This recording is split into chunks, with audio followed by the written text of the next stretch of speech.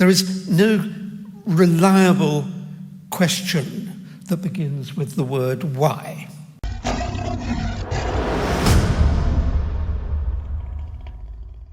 Assalamu alaikum wa rahmatullahi wa barakatuh. I recently reviewed something that Peter Atkins said about why questions.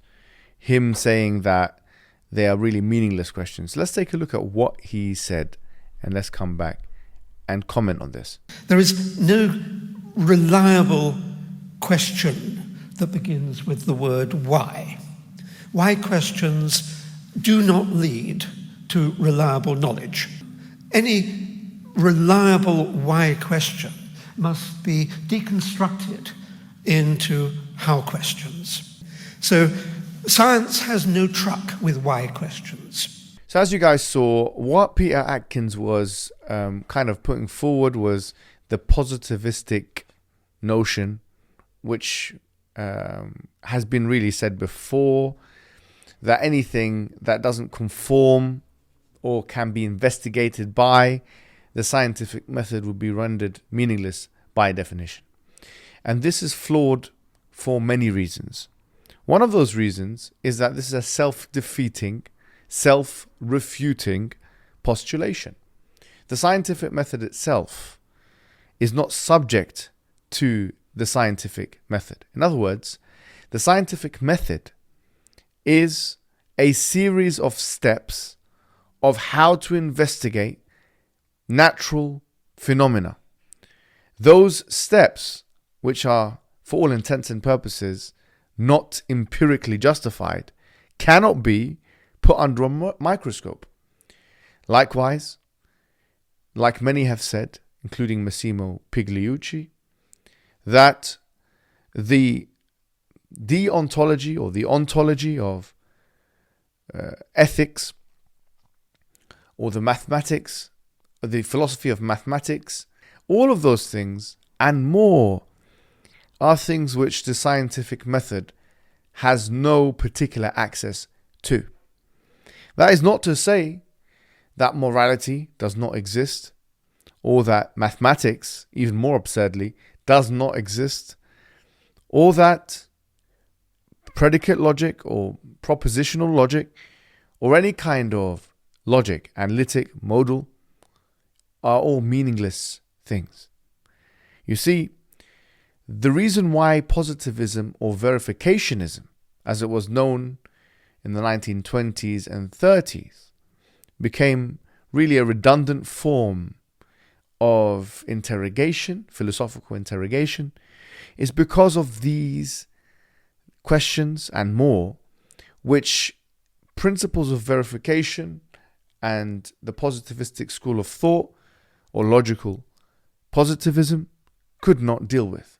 Thus, the idea that why questions are meaningless is itself a meaningless statement.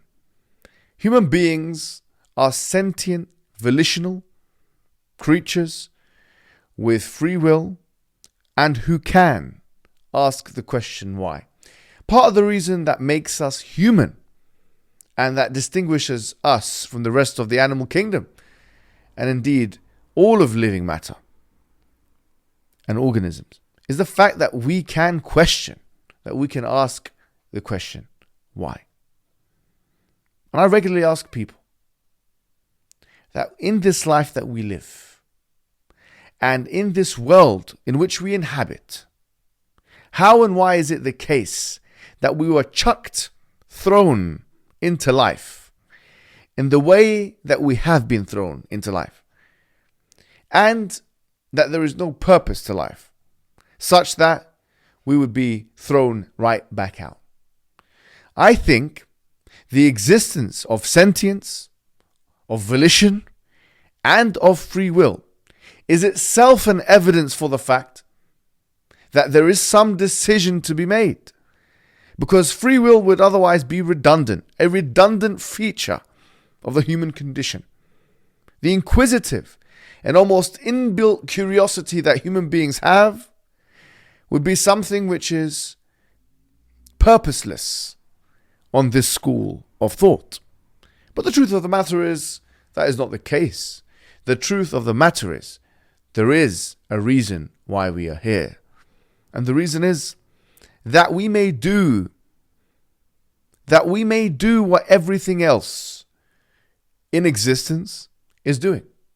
And that is, simply stated, submitting to the laws of nature.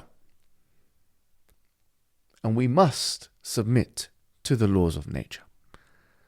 However, the question which needs to be asked is, are these laws of nature explicable in and of themselves, or do they themselves require an explanation?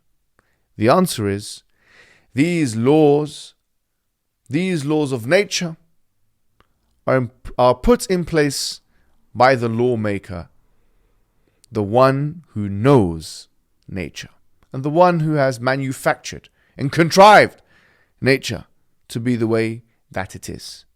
As Muslims, we believe that this creator, this intelligent designer, not only put laws of nature for creation, but sent prophets and messengers aforetime to communicate the human guidance in the form of revelation. And those prophets that you've heard, maybe growing up in Sunday school, if you come from the Judeo-Christian tradition, or madrasa, if you are from the Muslim tradition, like Moses and Abraham and Jesus, are individuals who merely communicated that guidance to human beings. We believe as Muslims that the final of those messengers was the Prophet Muhammad himself, who came with the Quran.